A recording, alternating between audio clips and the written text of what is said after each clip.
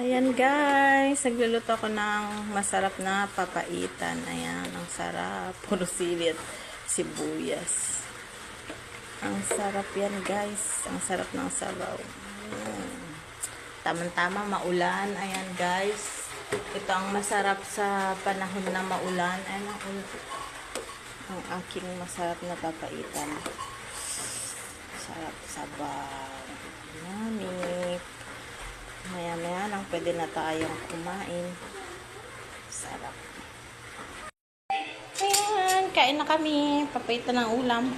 Si Rashina, ang sarap ng kain niya. Kain. Ay, si Jared, makulit. Ay. Si RJ. Sarap ba di? Hindi siya mapagsalita. Masarap daw.